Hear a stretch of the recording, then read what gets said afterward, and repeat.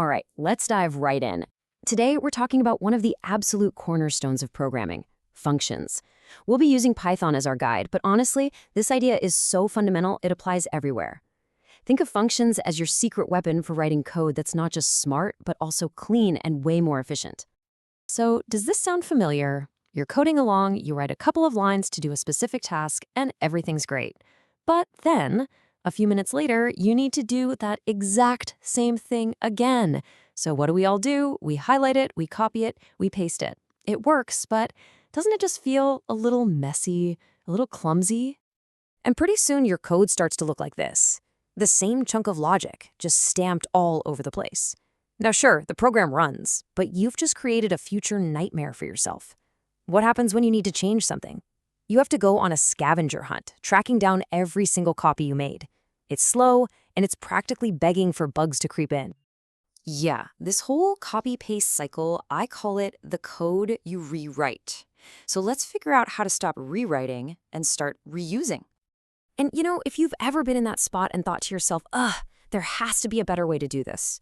Well, you were absolutely right.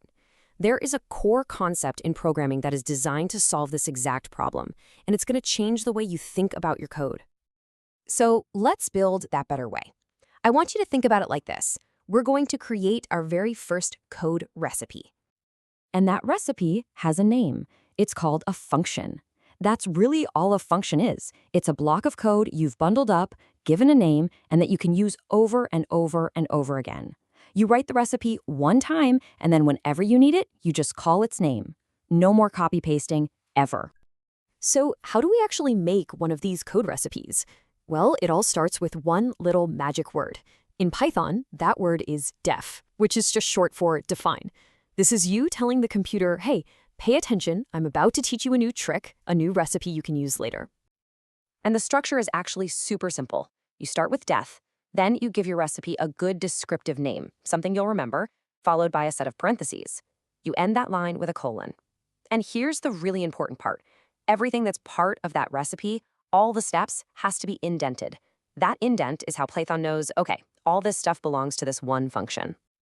Okay, so we've got the basic recipe down. But the best recipes are the ones you can customize, right? So let's talk about how we can start adding some custom ingredients to our code. I mean, think about it. A recipe that only makes one very specific kind of cake is, okay, I guess. But a recipe that lets you swap out the ingredients to make a chocolate cake or a vanilla cake or a lemon cake, that's powerful. We want our code to be flexible like that.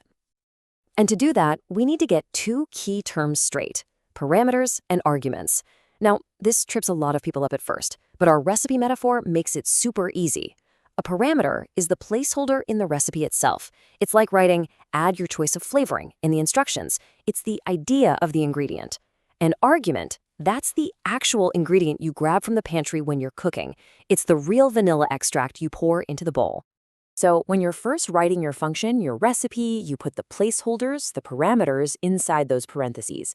In this case, name is our parameter. It's basically a little empty slot, telling the greet function, just so you know, when someone uses me, they're going to give me a name to work with. And here's the other side of that coin. When you actually use or call the function, you provide the real value, the argument. Here, the string Alice is our argument. It's the real ingredient that gets passed into the function, and it fills that name placeholder for this one specific run. So this time, the function greets Alice. Awesome. So our recipe can take custom ingredients. But what happens after all the mixing and baking is done? We need to get the final dish out of the kitchen, right? So it's time for the last crucial step. Serving up the result. So check this out. Our function add takes in two numbers a and b. Inside, it does the math perfectly. It calculates the sum, and it stores it in a variable called result. The work is done. The logic is sound. But hold on. What happens next? The function calculates the result, and then it just ends. That answer, that result, is trapped inside the function. It did the work, but it never gave us the answer back. So how in the world do we get that value out so we can actually use it for something else? The answer is another magic word, the return statement. This is the command that officially finishes the recipe. It's you telling the function, okay, you're done.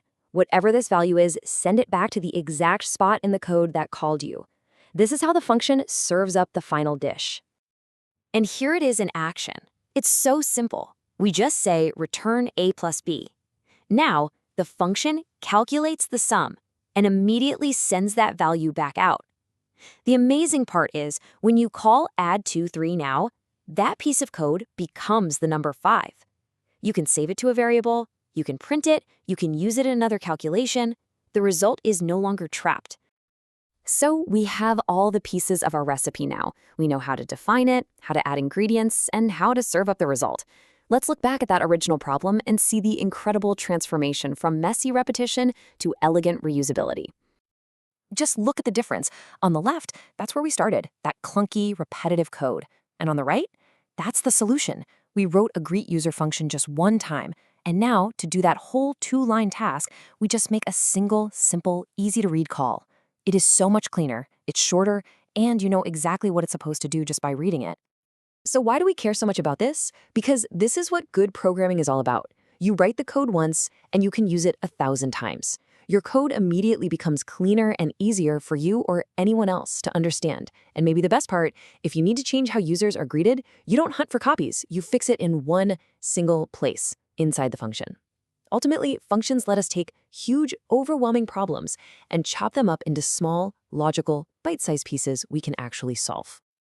And that really brings us to this incredible quote from the computing pioneer Edsger Dijkstra. The art of programming is the art of organizing complexity. That's it. That's the whole game.